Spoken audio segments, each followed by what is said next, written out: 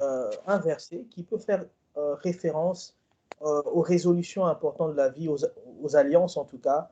Et dans la vie, il y a cette alliance qui est le mariage ou les fiançailles, qui a son importance dans la vie. Vous savez, aujourd'hui, beaucoup de gens perdent même la tête, la vie, à cause des mauvaises relations ou à cause d'un mauvais mariage. Nous devons saisir l'importance de faire le bon choix.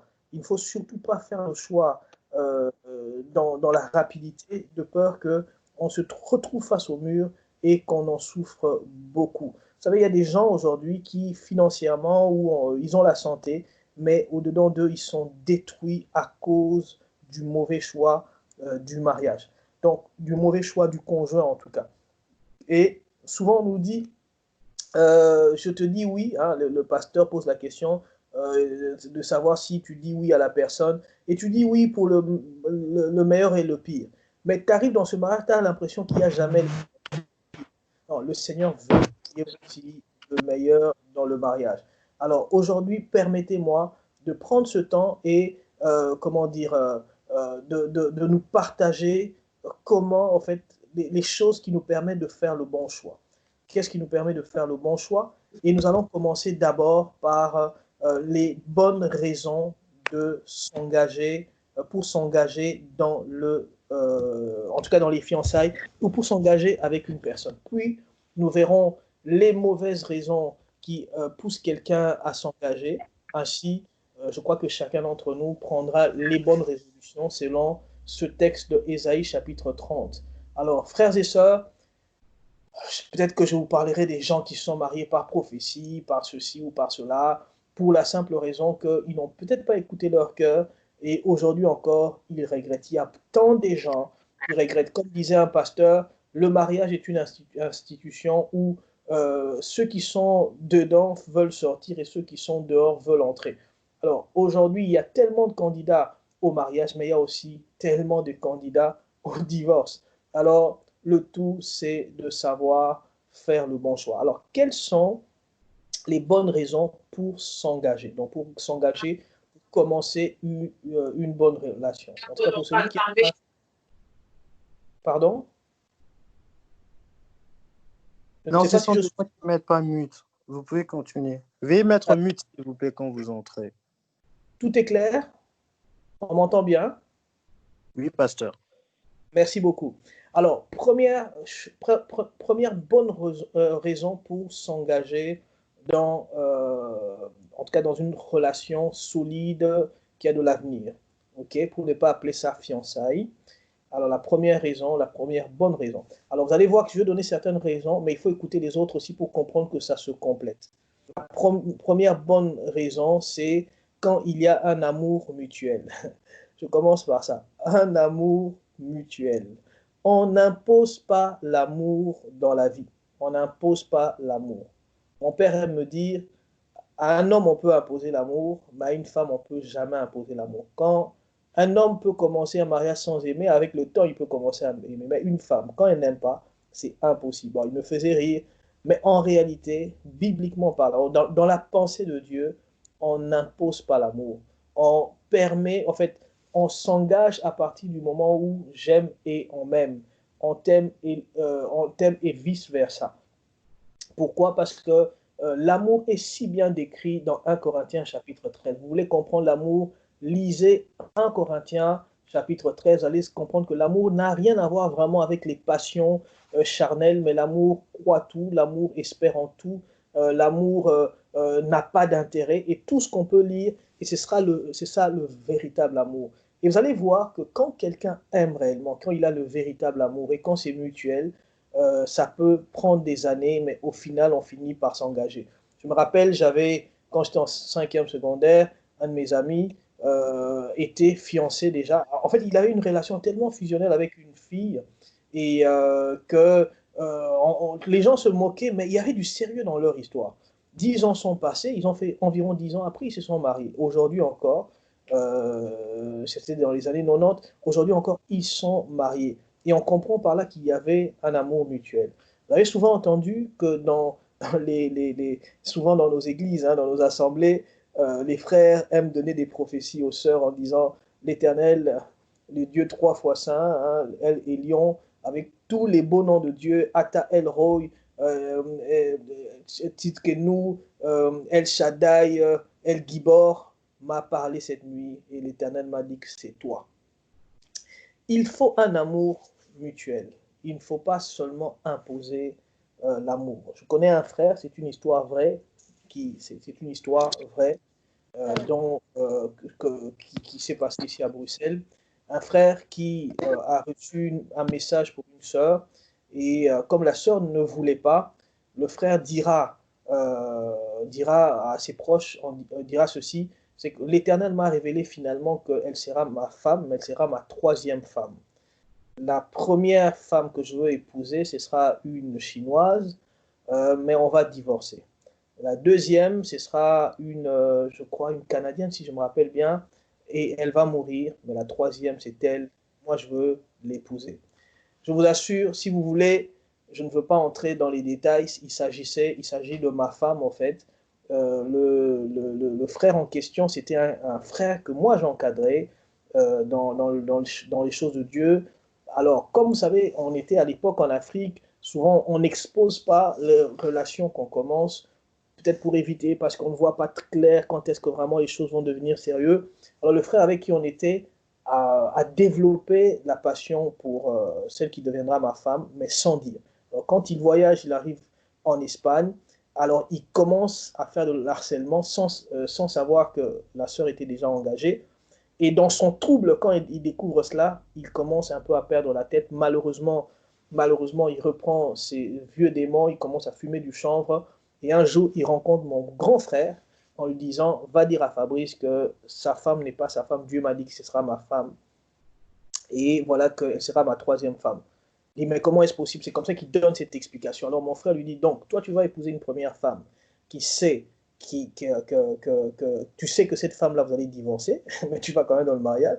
Et la deuxième femme, pire encore, tu sais qu'elle va mourir. Donc, et vous comprenez comment les gens, soit peuvent, à cause de ces émotions, ces passions, peuvent disjoncter. Et pourquoi? Parce qu'ils n'ont pas compris qu'on s'engage quand il y a amour mutuel. Maintenant, il y a des cultures, comme vous le savez, que ce soit dans la Bible, que ce soit aujourd'hui dans certaines parties du monde, où la femme ne dit rien, on impose simplement le mariage. Dans ce cas-là, il n'y a pas besoin d'amour mutuel. Mais en réalité, dans nos assemblées, on encourage l'amour mutuel. Alors, frère, quand la sœur ne ressent rien, tourne-toi vers Dieu, ok? Et peut-être que de toute façon, si ton cœur est brisé, le Seigneur te permettra de rencontrer quelqu'un d'autre. Sœur, si le frère ne ressent rien, tourne-toi vers Dieu. Le Seigneur va calmer ton cœur. Ou peut-être le Seigneur va permettre que cette personne, un jour, puisse te voir. Mais j'insiste, alors il ne faut même pas paniquer, particulièrement pour les sœurs qui, on leur vient avec des prophéties très détaillées comme ça, et tu te dis, mais cette personne ne m'attire pas, alors sois calme, il faut que l'amour soit mutuel. Donc ça, c'est la première bonne raison pour s'engager. Alors quand l'amour est mutuel, je vous assure que les gens sont prêts à payer un prix pour aller ensemble pour la vie. Deuxième bonne raison, c'est quand on est convaincu que c'est la bonne personne. Oui, je prends cette bonne raison. Pourquoi? Parce que la conviction est une chose importante pour l'avenir. En fait, comme le mariage ou cette relation amoureuse est une chose d'une grande importance qui prend notre cœur, parce que la Bible dit, garde ton cœur plus que toute autre chose, ok? De là vient les courants de la vie. Et Proverbe chapitre 4. Ton cœur doit être gardé plus que toute autre chose. C'est ainsi qu'on rencontre des jeunes sœurs qui tombent dans les griffes des aventuriers, des Don Juan, comme on a dit le lundi passé, qui détruisent leur cœur, qui se jouent de leur cœur. Pourquoi? Parce qu'un homme ou une femme, dès qu'il a ouvert son cœur, même si c'est un aventurier, c'est fini. Tu ne sais plus faire marche arrière parce que ton cœur est parti. J'ai déjà suivi des émissions des femmes ou des copines des tueurs en série. Vous allez voir que le monde entier est en train de crier au scandale, de chercher à trucider cet assassin, ce bandit de grand chemin. Tout le monde rejette cette personne, même sa propre famille, en disant qu'il a commis des grands crimes. Mais vous allez voir qu'en prison, sa femme vient toujours en pleurant. Pourquoi? Parce que son cœur a déjà été donné. pendant que toute la société voit cette personne comme un criminel, sa femme voit comme l'homme de la vie, et vice-versa. C'est ainsi, c'est ça, ouvrir son cœur. C'est ainsi qu'on ne peut pas s'engager aussi longtemps qu'on n'est pas convaincu. Maintenant, quelqu'un me pose la question, mais pasteur, comment être convaincu? La Bible dit que ce qui n'est pas le fruit d'une conviction est un péché. Alors j'aimerais nous dire aussi que la conviction, ça ne s'achète pas, ça ne se fabrique pas. La conviction est une chose tellement limpide au-dedans de nous. J'ai l'impression que Dieu nous a créés avec cette conviction, comment dire, cette conscience qui fait que nous pouvons distinguer notre gauche de notre droite. Ainsi, quand nous sommes devenus chrétiens, c'était par conviction. Ainsi, lorsque nous lisons la Bible, nous croyons en ce qui est dans la Bible, c'est par conviction. Ainsi, lorsque, comment dire, pour ceux qui, tu veux s'aimer un certain montant important, il faut le faire par conviction. Et quand tu l'as fait sans conviction, tu sais que c'était sans conviction, tu regrettes. Mais quand tu fais quelque chose avec conviction, il n'y a plus de regret. Pour ceux qui sont dans le prophétique, par exemple, vous allez voir que quand tu prophétises et qu'il y a comment dire, l'Esprit de Dieu a parlé par toi, tu es en paix. Mais quand ce n'était pas l'Esprit de Dieu, c'est par la chair, il y a un manque de conviction. Ainsi, j'aimerais nous dire que l'être cher, quand on le rencontre, quand on commence plutôt à fréquenter la personne qui nous est destinée, il y a une paix intérieure qui va s'installer et tu seras convaincu que c'est la bonne personne. En fait, ce sera quelque chose d'inexplicable. Ce ne sera pas seulement la passion de la beauté de la personne, ou en tout cas les échos que tu avais eu de cette personne, ce sera quelque chose d'intérieur, d'intime, quelque chose que personne ne peut changer. Ainsi, tu as besoin de cette conviction. La deuxième bonne raison pour s'engager, je disais, c'est la conviction. Je suppose que certains ont des questions. Attendez peut-être la suite et ce sera un peu plus clair. La troisième raison pour s'engager, c'est quand l'autre te plaît. Alors, vous avez dit, mais pasteur, là tu touches un point très important. L'autre doit me plaire. Oui, effectivement, l'autre doit te plaire. Il y a plusieurs caractères, il y a plusieurs facteurs dans ce qui est le fait de plaire. Il n'y a pas seulement la beauté physique, il y a aussi la beauté intérieure. Vous savez, il y a ces gens qui, quand ils arrivent dans une pièce, ce n'est pas cette personne est habillée d'une manière extraordinaire ou avec des vêtements de valeur, mais rien que sa présence, vous avez l'impression que la pièce, le lieu, est changé par sa présence. Tout le monde a l'impression que la fête change de visage. Comment dire, il y a un plaisir, une joie. Il y a de ces gens-là. Vous savez, il y a de ces gens, quand ils arrivent quelque part, ils permettent aux gens de nouer des relations, ils communiquent la joie. Et ce sont des personnes qui, de fois, Dieu ne leur a pas créé avec une beauté phénoménale, comme la Sulamite dans la Bible, mais elles ont une beauté tellement intérieure que vous pouvez être étonné de voir que dès leur jeune âge, des hommes veulent s'engager avec. Pourquoi? Parce qu'il y a une beauté aussi intérieure. La beauté intérieure existe. Il y a aussi pour les hommes, il y a aussi pour les femmes. Il y a aussi la beauté extérieure qui a aussi une place dans le mariage, en tout cas dans l'engagement. Pourquoi? Parce que les pasteurs les disent que effectivement, quand vous êtes dans le mariage, qu'il y a des conflits, tu n'arrives plus à voir que l'autre est belle ou est beau. Pourquoi? Parce que les conflits commencent à jeter un voile. Mais il est quand même important qu'il y ait quand même quelque chose dans cette personne qui peut faire, comment dire, qui peut plaire tes regards, que tu peux trouver assez agréable. Maintenant, sachez, comme vous le savez, bien sûr, la beauté est passagère. Donc, on ne peut pas toujours avoir cette beauté. Vous savez, l'homme change. On a un physique qui peut changer. On n'est pas le même hier, aujourd'hui, éternellement. Ainsi, on peut voir des personnes être transformées. Je me rappelle de l'histoire de ce pasteur d'Afrique du Sud qui racontait un jour en prêchant qu'il a reçu dans son, j'aime le raconter à l'église, il a reçu dans son bureau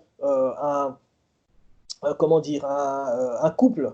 Et le couple est venu dans son bureau et le mari disait au pasteur, pasteur, je suis venu t'abandonner ma femme ici et je crois que je rentre seul à la maison. La seule condition pour que je ramène ma femme à la maison, elle doit reprendre la taille qu'elle avait quand on s'est marié. Le pasteur pose la question, mais elle était comment? Ah non, elle était plus fignolée, elle était mince, elle était agréable à voir. Mais aujourd'hui, j'ai l'impression que ce n'est plus la même personne. Elle a tellement pris du poids.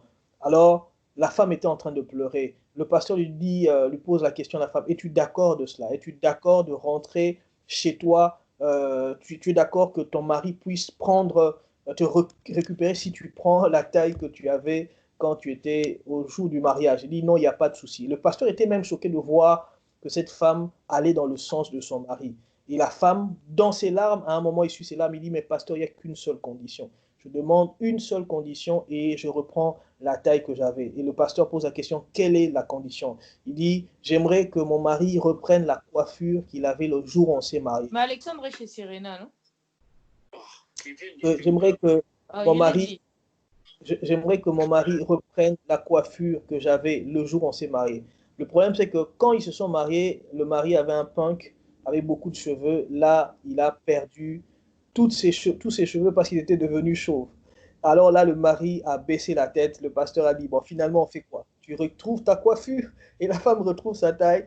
Et ils sont rentrés à la maison, bras dessus, bras dessous. Alors, j'aimerais dire ceci.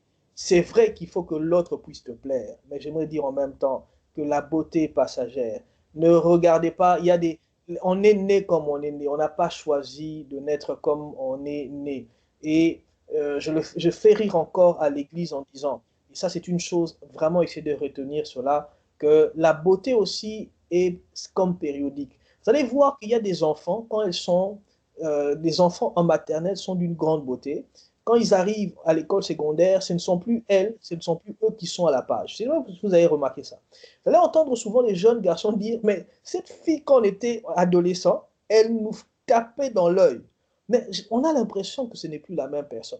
En fait, c'est simplement un principe de la vie, c'est que tu peux être la plus belle en primaire, mais tu n'es plus la plus belle en secondaire. Et il y en a qui n'ont même pas été belles de toute leur vie, mais quand ils arrivent, ils atteignent la soixantaine, mais elles deviennent d'une beauté, ils ont une beauté extraordinaire. OK? Pourquoi la vie est faite de cette manière? Je me rappelle même en secondaire, il y avait un garçon qu'on avait surnommé Ancien Bogart.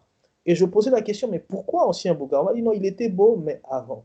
Effectivement, il y en a qui peuvent être beaux dans leur enfance ou dans leur âge, quand ils sont plus âgés. Mais ne va pas penser qu'il faut seulement le critère d'une beauté flagrante.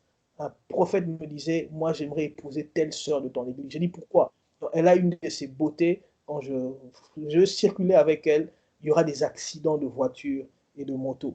Et voyez-vous, ça c'est de la convoitise. Ça c'est, heureusement que la sœur a dit non, un non exagéré, parce que ça ce n'est pas, c'est de l'idolâtrie même.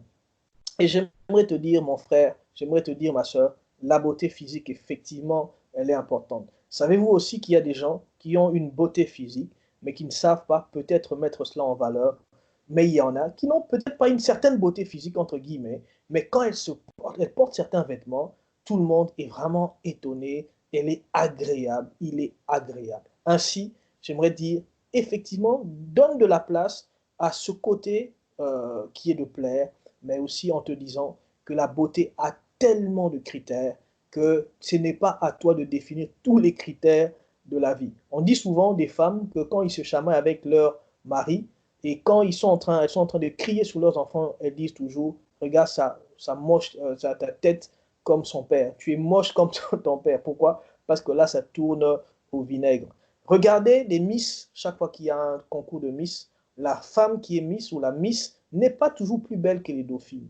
Simplement, il y avait un critère, il y avait un jury. Comme la beauté comment dire, elle est relative, il y a un jury qui a préféré une autre que par rapport à l'autre. Alors, on ne va jamais entendre quelqu'un dire que je suis plus beau, elle est plus belle que toi. Ne va jamais dans ce genre de compétition parce que chacun a sa propre beauté.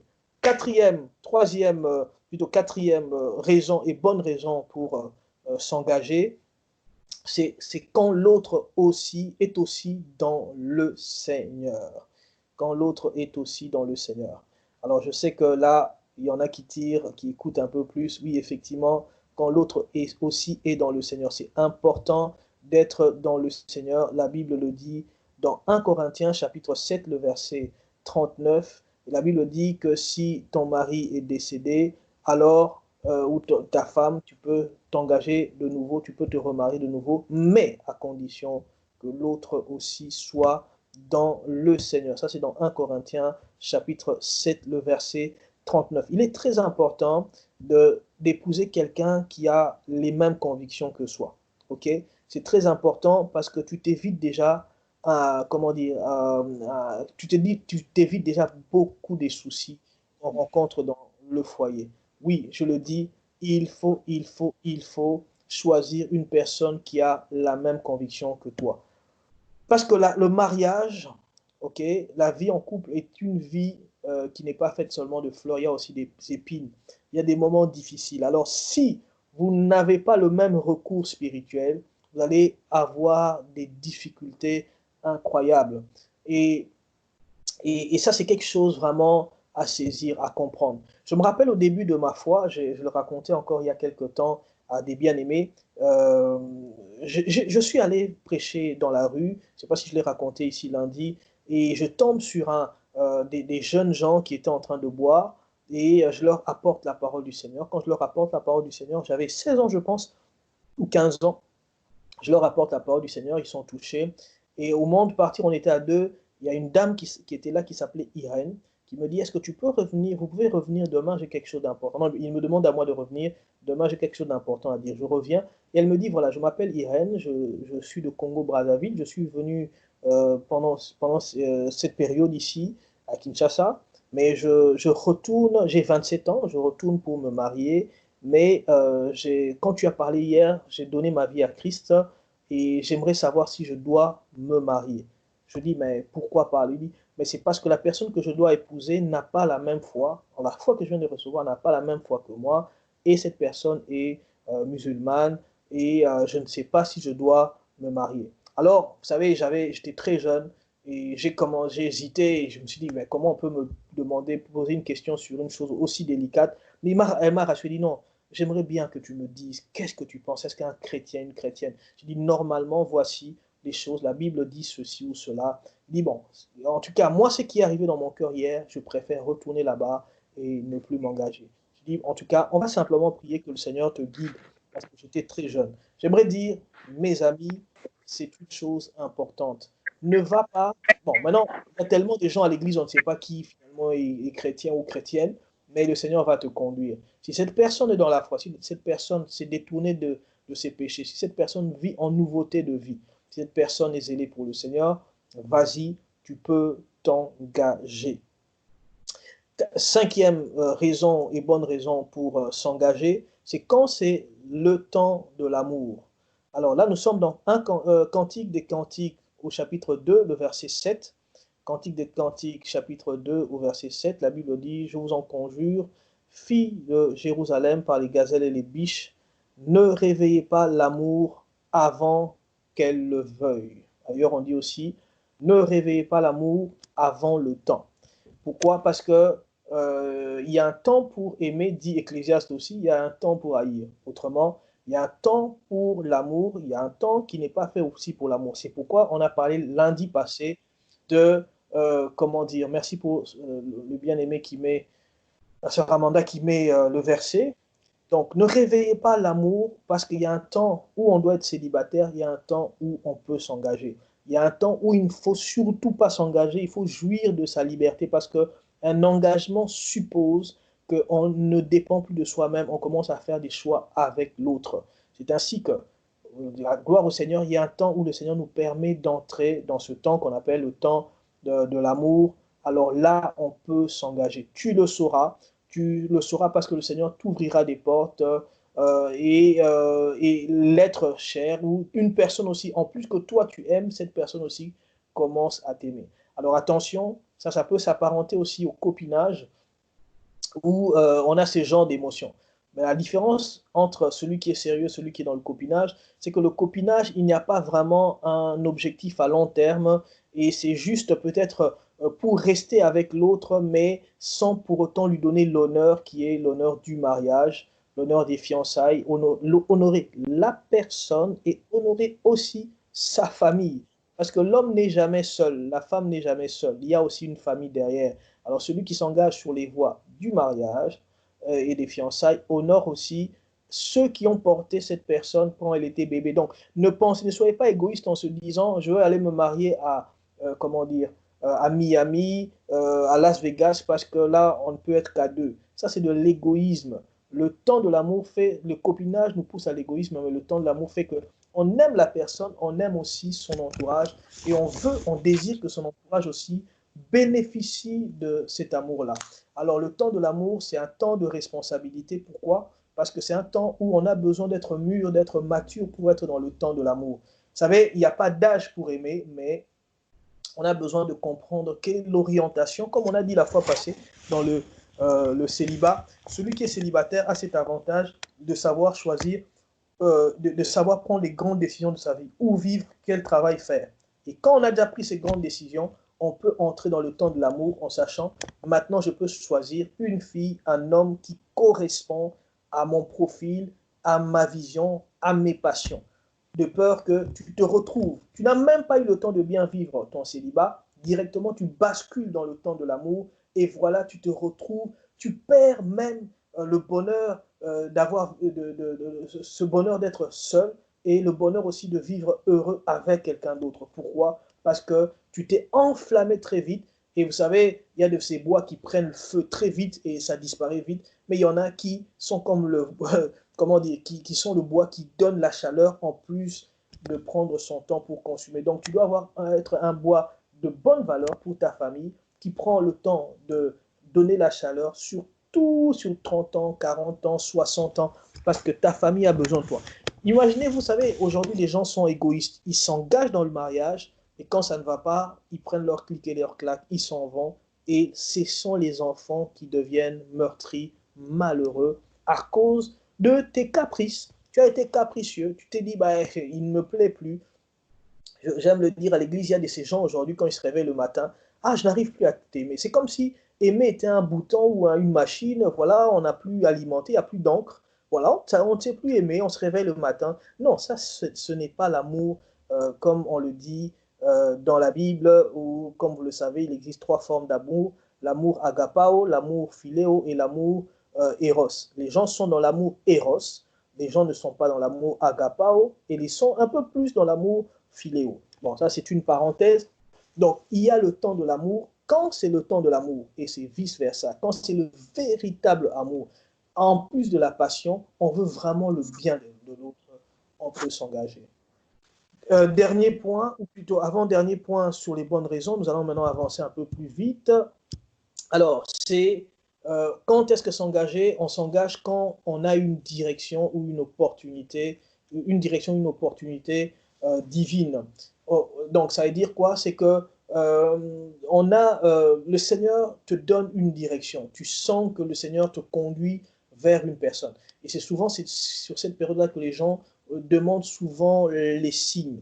Bon, alors, les gens souvent aussi demandent les signes, non pas parce que le Seigneur, ils ont eu le besoin de se marier, mais parce qu'ils ont vu quelqu'un. Alors, ils commencent à demander des signes qui vont les conforter dans leur décision. On peut aussi demander des signes même avant qu'on rencontre quelqu'un, mais c'est pas mal aussi de demander quand on a déjà vu quelqu'un pour savoir, selon qu'on l'a lu dans Ésaïe 30, pour prendre une bonne résolution. Alors, quand le temps arrive pour cette bénédiction, le Seigneur t'ouvre des opportunités, il te dirige vers une personne, et là, tu commences à te sentir attiré par cette personne. Alors, il faut aussi te sentir attiré par la bonne personne. Vous savez, aujourd'hui, il y a tellement des aventuriers, des gens mystérieux ou des sorciers, qui, vous allez voir qu'il est déjà marié, mais ils se sont quand même attirés par quelqu'un d'autre. On nous raconte l'histoire d'un pasteur quinois qui est parti dans une convention de full gospel en Corée. Et pendant qu'ils étaient, vous savez, full gospel, à la fin, il y avait toujours un repas. Et pendant qu'ils sont en train de manger, de discuter après les témoignages, le pasteur quinois commence à pleurer devant l'assistance. Et l'un de ses amis avec qui il était venu lui pose la question, pourquoi tu es en train de pleurer? Non, le Seigneur vient de me révéler que la sœur coréenne qui est ici en face de moi, c'est elle la femme de ma vie. Pourtant, ce pasteur a été déjà marié avec beaucoup d'enfants. Voyez-vous, ce ne sont pas des révélations qui viennent de Dieu, ce ne sont pas des directions, des opportunités divines.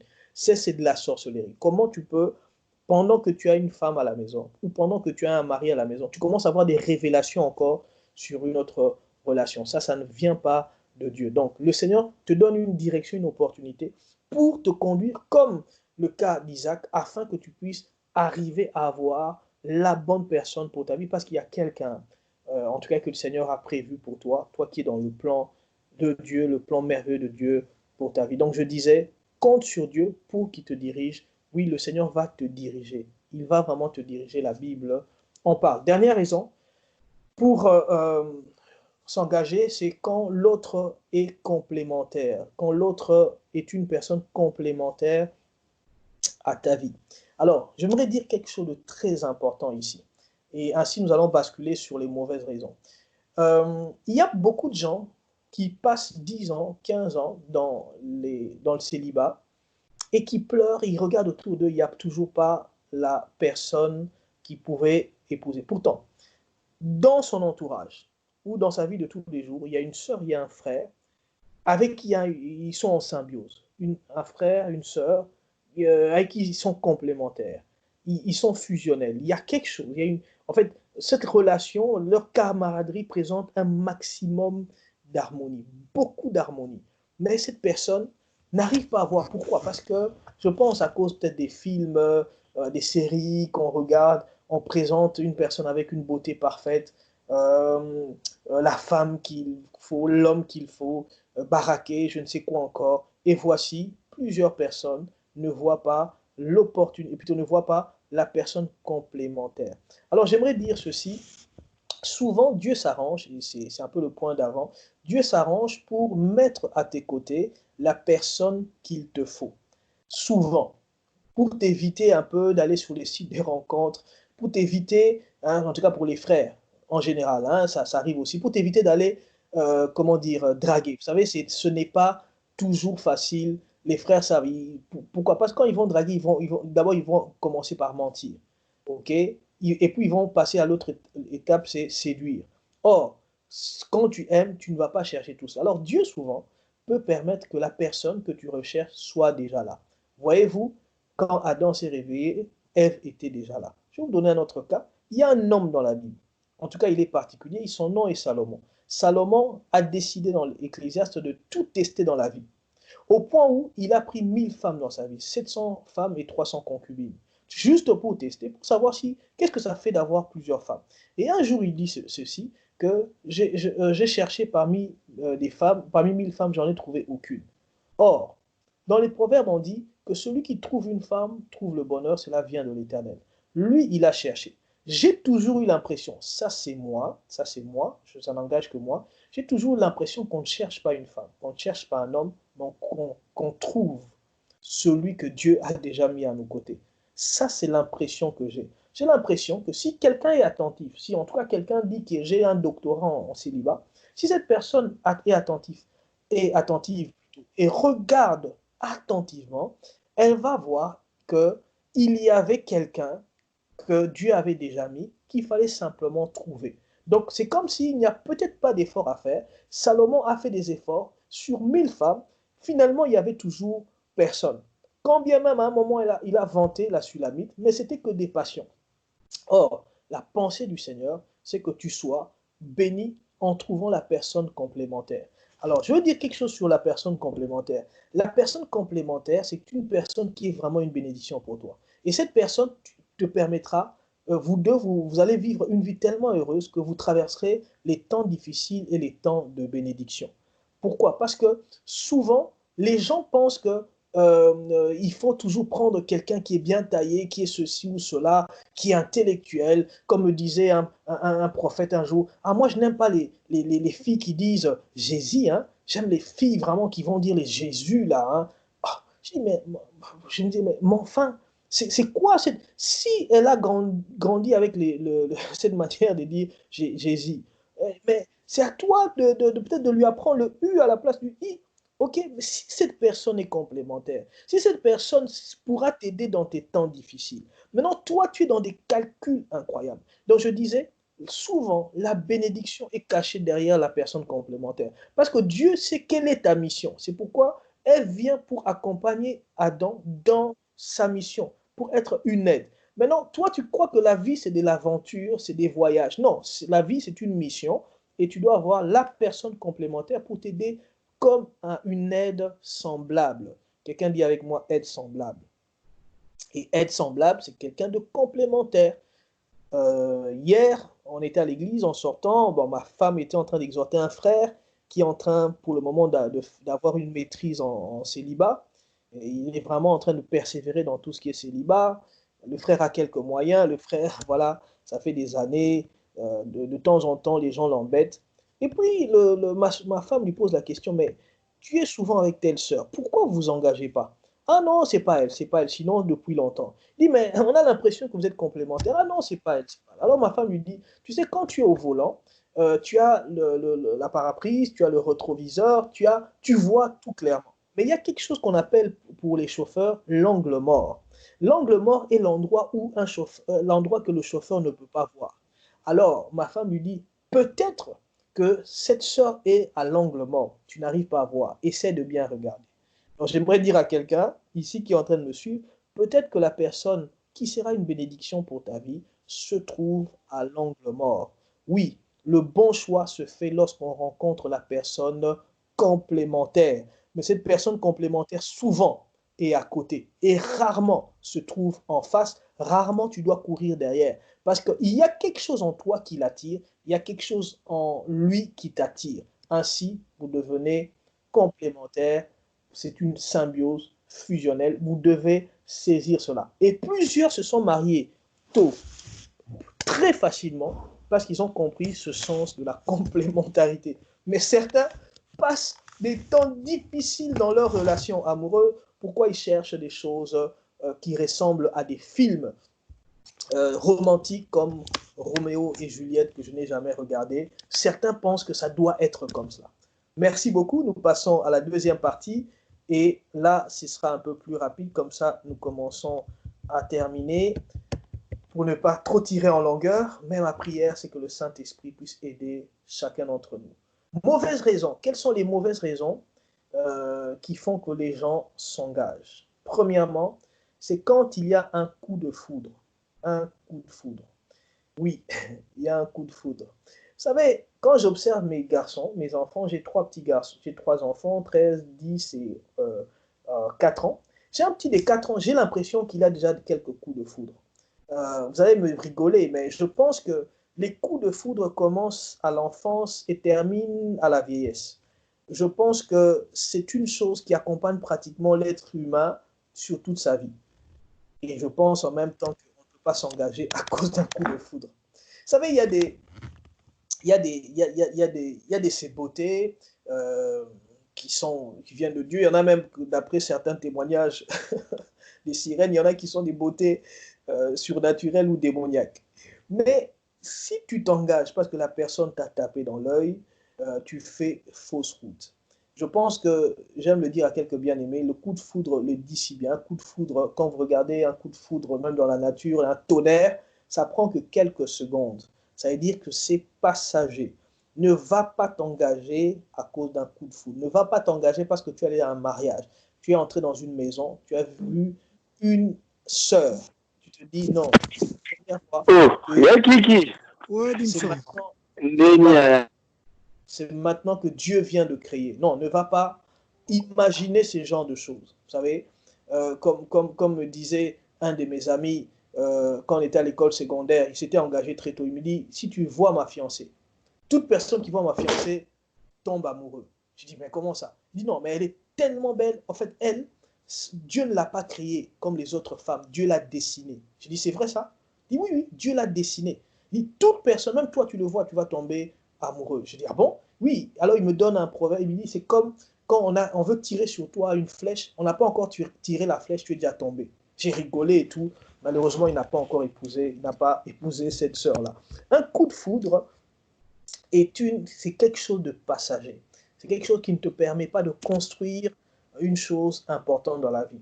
Et beaucoup de gens recherchent ces personnes-là qui pourront frapper. Or, souvent, un pasteur disait, tout ce que tu vois n'est pas tout ce qu'il y a. Tu peux voir quelqu'un qui te plaît, qui frappe ton regard, mais ça ne veut pas dire que son intérieur est aussi agréable. Il y a des gens, l'extérieur est agréable, mais l'intérieur, c'est vraiment repoussant. Alors, ne va pas compter et commencer un beau projet de la vie parce qu'elle est tellement belle. Quoi qu'on a dit, il faut que la personne puisse te plaire. Et puis, ce coup de foudre, je disais, c'est passager. Je vous ai dit tout à l'heure, la beauté, ça vient, ça passe. Alors, ne va pas être dans ces genres de choses. Ne perds même pas ton sommeil. Et si tu souffres des coups de foudre, proclame au nom de Jésus, tu fais une prière de déclaration au nom de Jésus, plus de coups de foudre. Je t'assure, tu sortiras de là, tu auras l'impression que le Seigneur a nettoyé tes yeux. Voilà, c'est vraiment très important. Je connais des sœurs, ça je connais, je n'exagère pas, qui, quand elles voient des hommes bien bâtis, musclés, hein, et ont une taille comme celui de Aaron, plutôt comment il s'appelle, de Saül, le roi Saül, il se dit, voilà l'homme qu'il faut épouser, l'homme qui frappe le regard. Les muscles ne sont pas une bénédiction dans le mariage. Hein. Comment les pectoraux, hein, les biceps, ça c'est pas le mariage. Vous savez, il y a un pasteur qui nous disait, il dit, ma femme m'a dit, mais tu as maintenant un gros ventre, quand on s'est marié, tu avais les six-packs. Alors j'ai dit à ma femme, maintenant, contente-toi de un pack que j'ai. Son ventre est tellement devenu gros, c'est devenu un seul pack au lieu de 6 qu'il avait auparavant. Oui, effectivement, dans le mariage, tu n'as pas simplement besoin d'avoir cette carrure, comment dire, ce côté physique que les hommes recherchent ou que les femmes recherchent. Ce n'est pas le coup de foudre, ce sont les mauvaises raisons pour lesquelles on se marie. Tu vas te retrouver un jour, comme quelqu'un a écrit maintenant Family Pack, tu vas te retrouver un jour en train de regretter parce que la vie est une mission. La vie est un destin. Tu vas quelque part. Donc ce n'est pas comment dire, la forme physique. Vous savez, il y a des gens qui se disent, moi je dois épouser une blanche, je dois épouser un noir, je dois épouser un asiatique. En fait, plus tu grandis dans la vie, ces genres de raisonnements doivent tomber. C'est pourquoi nous voyons les mauvaises raisons. Ces genres de raisonnements doivent tomber, surtout quand tu as rencontré Christ. Parce que tu dois comprendre que Dieu a un plan pour toi et le Seigneur cherche ton bonheur, mais tu ne dois pas être de ceux-là qui tombent devant tout ce qui est visible, mais tu dois savoir te résister aussi. Alors un frère, une sœur, celui qui a connu Christ, sait aussi sortir de ces choses qui peuvent éblouir les yeux. Deuxième raison, ou mauvaise raison pour lesquelles les gens s'engagent, c'est quand la chair dit oui et le cœur dit non. Oui, il arrive que la chair dise oui, mais le cœur dit non. Ça, c'est le côté qu'on appelle le physique et rien que le physique. Oui, il y en a qui ont ce côté, comme je disais un peu tout à l'heure, ça se complète, le physique. Donc, la personne a le physique, mais tu restes avec la personne, ton cœur est en train de crier, attention, attention, ce n'est pas la bonne personne. Alors, j'aimerais dire ceci. Il n'existe pas en réalité des mauvaises personnes ou des bonnes personnes, mais il n'existe que des mauvais choix ou des bons choix. Parce que si tu vas t'engager avec quelqu'un qui n'est pas la bonne personne, cette personne va te créer des ennuis. Et cette même personne qui aujourd'hui n'est pas bonne pour toi, si elle se retrouve avec la bonne personne, je vous assure que cette personne sera bonne. Simplement, tu t'es marié, tu t'es engagé avec la mauvaise personne. Donc, il n'existe pas des mauvaises personnes, mais il existe des mauvais choix. Alors, fais le bon choix et Christ est venu afin que tu fasses le bon choix. Je pense que ça fait 15 ans aujourd'hui que je suis marié et avant qu'on se marie, ça sont des phrases que le Seigneur peut mettre dans la bouche des gens. Les gens nous disaient qu'on est fait l'un pour l'autre. 15 ans après, et je vous ai dit aussi, on a fait 7 ans de fiançailles, 6 ans et demi par là. Toutes ces années, bon, pratiquement 22 ans, les gens ont toujours dit on est fait l'un pour l'autre. Et en fait, on s'est complété. En fait, il y a eu quelque chose qui fait que je ne sais pas comment, ma relation n'a pas commencé avec elle instantanément. Ce n'était pas un coup de foudre. On servait le Seigneur ensemble. En fait, c'est pendant que j'ai cherché Dieu dans mes nuits de prière, un 1er mars 1999, je suis à genoux en train de faire une veillée personnelle. J'avais une série de 7 jours de veillée personnelle. Le 1er mars, je crois que c'était le 4e jour de la veillée personnelle, 99, à 4 heures du matin comme ça, je suis en train de prier pour des gens. Le Seigneur, à ce moment-là, me révèle que ce sera elle. Et je ne lui ai pas dit, mais je fais un petit récapitulatif. Mais entre-temps, pendant ces 6 mois un peu de fréquentation, vers les 4e, 5e mois, j'ai commencé à être attiré. C'est la première fois, bizarrement dans mon cœur, que je me permettais, ou je permettais à mon cœur d'accepter une fille dans mon cœur.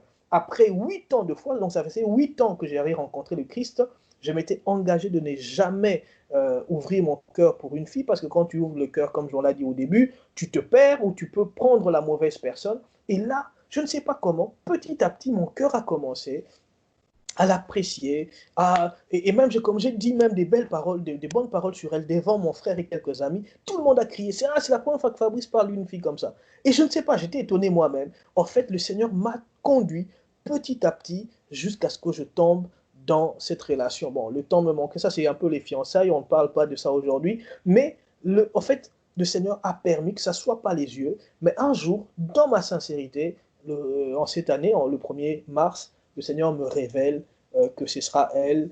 Et petit à petit, plus tard, je lui dirai la révélation plus tard. Donc ça, on ne le voit pas aujourd'hui. La révélation, je lui dirai plus tard, en attendant le temps de Dieu. Donc je disais, quand la chair dit oui et que le cœur dit non, il ne faut pas s'engager. Oui, parce que la chair et le cœur peuvent dire deux choses différentes. Alors, frère, sœur, sache savoir apprécier du cœur, de la chair, mais quand tu as aussi apprécié et que ton cœur a dit non, sache te résister et faire marche arrière. Même si tu souffres, ce n'est pas une bonne personne. Le physique ne compte pas seulement. Et Dieu peut-être sait pourquoi il ne veut pas que tu sois avec cette personne-là. Il est possible. Vous savez, il y a des moments où quand on arrête une relation, ça c'est dans comment sortir des fiançailles. Quand tu arrêtes une relation, ça fait mal, mais le Seigneur sait nous sortir de relations. Et la sœur dont je vous parle, qui est ma femme aujourd'hui, quand elle m'a dit non, j'ai été chercher la face de Dieu. En 2 jours, j'étais guéri.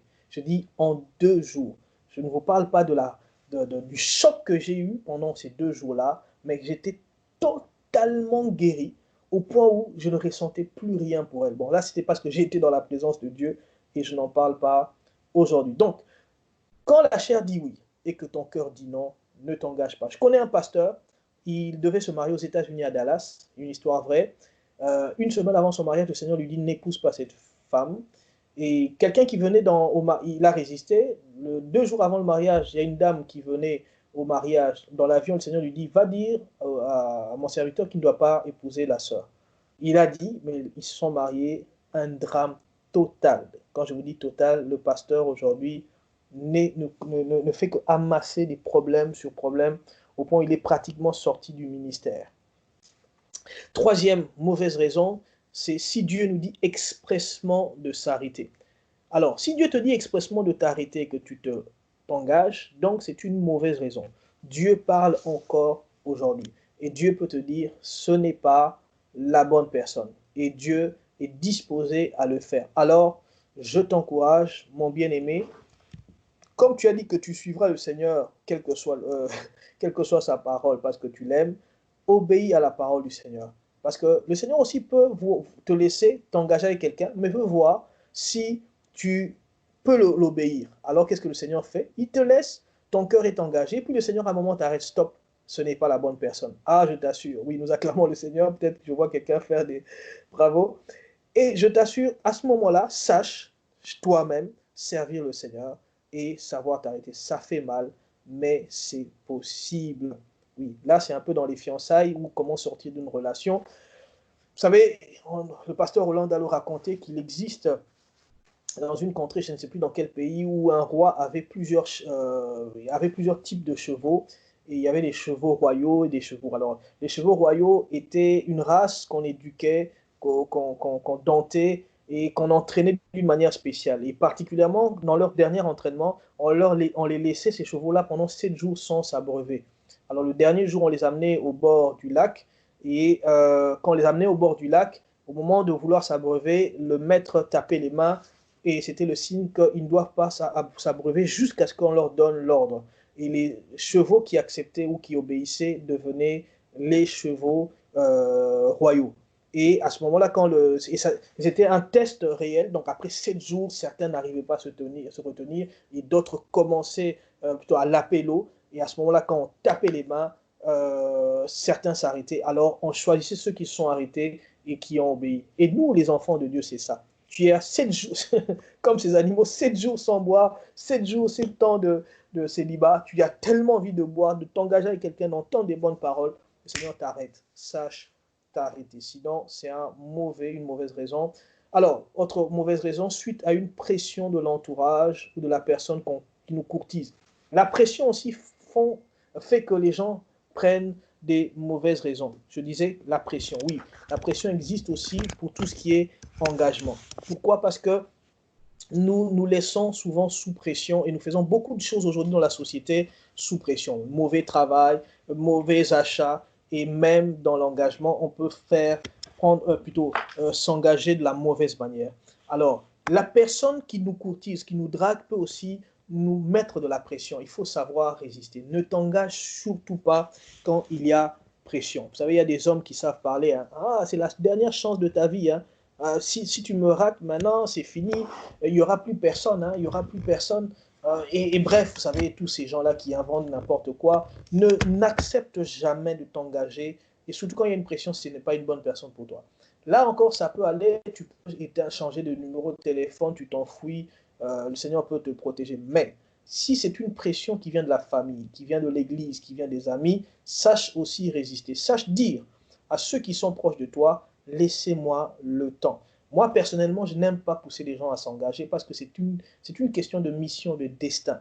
Alors, on ne connaît pas le destin des gens. Il ne faut pas les pousser. Il faut leur laisser entrer dans le temps de l'amour, le temps des amours. Ainsi, quand ils entrent dans le temps des amours, l'amour est réveillé, plus personne ne peut les arrêter. Alors, la pression est une chose que tu dois résister. Ne t'engage pas parce qu'on t'a mis sous pression, parce que ta famille t'a mis sous pression, parce que le prophète a prophétisé en disant c'est lui l'homme de ta vie, c'est elle la femme de ta vie. Ce sont des choses qui arrivent dans des églises et je plains cela, je plains cela. Je connais tant de gens. Je connais même une sœur qui s'est mariée ici à Bruxelles en disant ainsi dit le Seigneur, ainsi dit le Seigneur. Il interpelle le nom du frère. Et le Seigneur m'a dit épouse-moi, épouse-moi.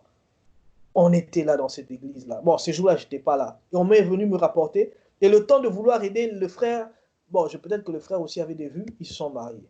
Voyez-vous, ce sont des choses qu'il faut savoir éviter. Ce sont des pressions prophétiques. Ce sont des gens qui sont là en train de vouloir même inventer des messages de Dieu pour voir une personne qu'on aime s'engager, ce qui est beau, mais il ne faut pas surtout céder à la pression.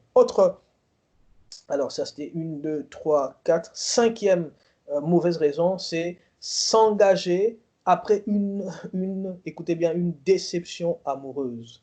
Il y a beaucoup de gens qui vont d'erreur en erreur. Ils sortent d'une tragédie et passent à un drame.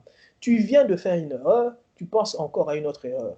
Quand tu as connu une déception amoureuse, je t'encourage, je te conseille de ne pas t'engager. Ce n'est pas le moment. Essaye de patienter, s'il te plaît. Prends ton temps. Guéris d'abord, après tu pourras choisir. Guéris d'abord, après tu pourras dire oui.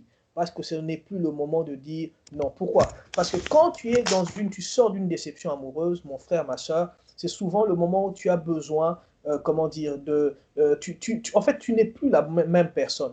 En fait, tu es dénaturé. Tu as perdu le nord. Tu ne sais plus en réalité ce que tu veux.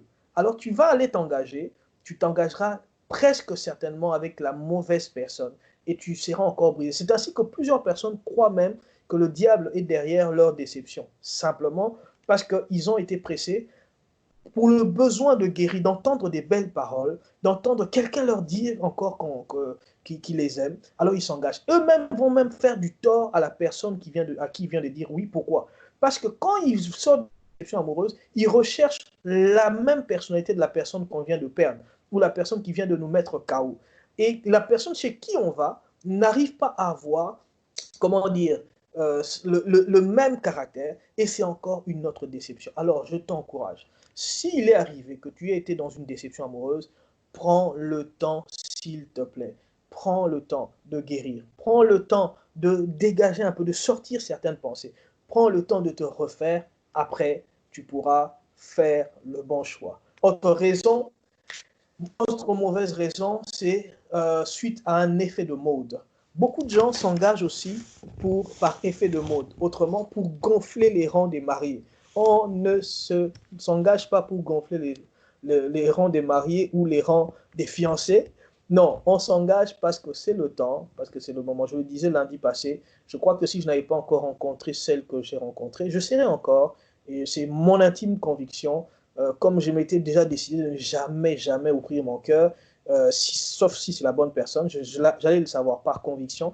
Aujourd'hui encore, peut-être que j'essaierai comme sans m'engager. Pourquoi? Parce qu'on ne s'engage pas pour gonfler les rangs. On ne s'engage pas par effet de mode. On ne se marie pas. En fait, mes amis, tu as vu tes proches, ta meilleure copine, comment dire, son copain s'est mis à genoux avec la bague à la main, l'alliance, et voilà, toi-même, tu te mets. Ça devient l'effet de mode. Ne t'engage pas parce que les autres l'ont fait, parce qu'il y a une succession de mariages ou de fiançailles autour de toi. Sois patient. Si c'est le temps où Dieu a choisi que tu sois fille ou garçon d'honneur, accepte simplement. Ou tu dois être chauffeur des mariés, accepte. C'est le moment d'être chauffeur. Un jour, d'autres aussi seront les chauffeurs de ton mariage à toi. Ne t'engage pas simplement par effet de mode. C'est très, très, très important. J'insiste.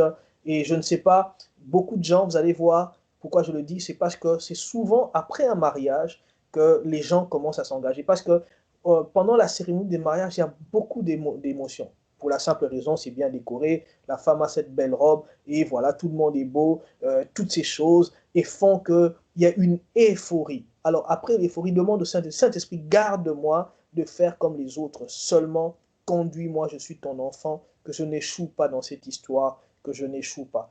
Je t'en conjure au nom de Jésus, ne suis pas la mode, ne fais pas comme tout le monde, sinon tu vas vraiment regretter parce que ta bénédiction en route, toi tu t'engages avant le temps de Dieu. Autre raison, il en reste trois. Pour certains s'engagent pour la mauvaise raison qui est des raisons pécuniaires. Donc, c'est-à-dire pour des buts lucratifs, pour de l'argent. Donc, c'est-à-dire la personne qu'on veut épouser, c'est une personne qui a des moyens. Ce n'est pas mauvais de se marier ou de s'engager avec quelqu'un qui a des moyens. En tout cas, c'est même dangereux de se marier avec quelqu'un qui a zéro moyen et surtout qui a des dettes. Bon, là, on risque d'avoir aussi les mêmes dettes que cette personne. Mais en général, le statut de la personne peut venir après. C'est d'abord l'amour. Mais si particulièrement pour ceux qui ont beaucoup de moyens, ils ont du mal à trouver. Vous savez, vous allez voir que souvent certains riches traînent à se marier parce que malheureusement, leurs statuts font qu'ils sont exposés. Et ils ne savent pas, ou elles ne savent pas, est-ce que la personne qui vient m'aime réellement, ou c'est pour des raisons pécuniaires. Il ne faut pas se marier parce que la personne est riche. Il ne faut pas se marier parce que la personne est d'une famille aisée ou connue. Il ne faut pas se marier parce que la personne est célèbre. Il faut ne pas surtout s'engager pour ces raisons-là. L'argent vient et part. La célébrité vient et part. Il y a des personnes célèbres dans les années 70 aujourd'hui, on ne les connaît pas. Je ne sais pas si vous le savez. Il y a des personnes célèbres. Je peux vous citer certains noms des pasteurs des années 90. Je parie que vous n'allez pas les connaître. Pourtant, dans ces années-là, c'était des personnes célèbres. La célébrité peut disparaître. Il y a de ces familles qui étaient extrêmement riches dans les années 90. Aujourd'hui, ils ne sont même plus riches. Alors, si tu te maries pour ces raisons-là, tu es en train de te marier pour les mauvaises raisons. Avant-dernier point, pour que nous puissions terminer les 23 heures, alors il y en a qui se marient aussi quand tous les signes sont au rouge. Ah, ça c'est grave. Donc tout est au rouge, tout est mauvais, mais tu t'engages quand même. Vous savez, il y a des gens comme ça, tu te poses la question, mais est-ce que cette personne a été envoûtée? Est-ce que cette personne a été maudite? Mais qu'est-ce qui se passe? Tout est mauvais. Tout le monde est en train de crier au scandale. Tout le monde est en train de dire c'est une mauvaise personne. Son entourage. Mais toi, tu vas quand même te marier. Je connais un homme, et c'est une histoire, je ne dirai pas son nom, je ne dirai pas dans quel pays il est. C'est une personne qui a détruit beaucoup de filles. Et cette personne s'est déjà mariée 2 fois. Et chaque fois qu'il commence une nouvelle relation, c'est sa propre famille, ses parents et ses sœurs qui appellent l'autre famille en disant « Demandez à votre fille de faire marche arrière, parce que vous imaginez pas ce qui va arriver à votre fille. » L'année passée, il a réussi finalement à tomber sur une fille qui travaille à l'ONU. La famille a appelé, tout le monde a crié. On a montré même les preuves, parce que lui, c'est un homme qui s'engage sur Facebook. Il t'aime sur Facebook. Et quand finalement tu as dit oui, quelque temps après, il va te dire non sur Facebook aussi. Alors, on a envoyé toutes sortes de messages à cette sœur. la sœur, tous les signaux étaient rouges. Quelqu'un dit avec moi, les signaux sont rouges. Et à ce moment-là, la fille finalement se marie. Vous savez, le jour du mariage, ils sont venus en hélicoptère. Le parrain, qui est un ami, les photos me sont arrivées, j'ai dit au parrain, enfin, c'est son cousin, ton cousin, enfin, finalement, il est sérieux. C'est du sérieux maintenant. Il m'envoie un texte, il dit, n'ose même pas croire en tout ce que tu dis, c'est encore des foutaises. J'étais choqué. Ils descendent en hélicoptère, ils arrivent, ils vont à tel endroit, ils prennent des photos, c'était le mariage de l'année. Alors, qu'est-ce qui se passe? C'est que à la soirée, au grand hôtel, ils se retrouvent à l'hôtel. Malheureusement, le monsieur n'avait pas assez d'argent. Ils ont loué l'hôtel, mais il n'y avait pas l'argent pour payer la boisson, pour payer la nourriture. Ils ont commencé à faire la collecte dans la salle et ils ont pu faire une collecte. Ils ont envoyé des jeunes pour acheter de la boisson à l'extérieur du grand hôtel. Et quand ils sont allés acheter la boisson, au moment de revenir, le grand hôtel a refusé que les boissons puissent entrer. C'était un scandale dans le mariage. Le lendemain du mariage, la police est venue arrêter le monsieur. Pourquoi? Parce que le chèque qu'il avait payé le grand hôtel, c'était un chèque sans provision. Il a fait 2 ou 3 jours de prison. Ils sont allés habiter dans le quartier le plus huppé de cette ville-là. Et 3 à 6 mois après, comment on dit, c'est un quartier fermé, vous avez des gens de villa un peu dans une concession. Le propriétaire est allé écrire sur l'entrée du quartier en disant ne louez plus personne, ne louez plus jamais la maison à ce monsieur, il n'a jamais payé un sou. Voyez-vous, tous les signaux sont rouges, mais il y a quand même des gens qui se marient. En fait, cet homme a 2 mètres. Cet homme a 2 mètres. Cet homme a épousé une femme anglaise qui lui a donné beaucoup d'argent. À un moment, plus maintenant. Hein. Donc cet homme s'est trompé, malheureusement les filles. Mais aujourd'hui, les signaux sont rouges. Voici quelqu'un qui s'est marié et aujourd'hui, donc plutôt, c'était l'année passée, plutôt juste quand ils ont perdu la maison, la fille s'en est allée. Encore un divorce. Ne vous engagez pas pour cette mauvaise raison, c'est quand tout est au rouge. C'est-à-dire caractère incompatible, ces genres de choses. Vous savez, il y a des gens, tu sens que ça ne va pas. Sache aussi t'arrêter. Dernière mauvaise raison, ne t'engage pas. Alors ça, c'est peut-être pour rire, hein, pour impressionner ton entourage ou la foule. Il y a des gens comme ça, des bien-aimés. Ils s'engagent juste pour que, voilà, qu'on les voie aussi. Une photo, il est à genoux devant une jeune fille. Et tout le monde parle, c'est voilà, il veut qu'il y ait beaucoup de likes, qu'il soit sur Instagram, sur je ne sais quoi. Et tu as impressionné les gens. On ne s'engage pas pour impressionner son entourage ou la foule, en tout cas pour les célébrités. On ne le fait pas pour qu'on dise du bien de toi. On le fait pour les bonnes raisons qu'on a citées si haut. Nous avons fini l'enseignement. C'était réussir le choix du conjoint. Ma prière, c'est que les choses qui ont été dites ici, si je n'ai pas tout dit, c'est que le Saint-Esprit puisse t'aider. Mais souviens-toi de ce que nous avons dit. Bien souvent, le Seigneur permet déjà dans ton entourage, peut-être dans l'angle mort, il y ait cette personne qui va te compléter. Que Dieu soit béni. Je veux faire une petite prière et je remets la parole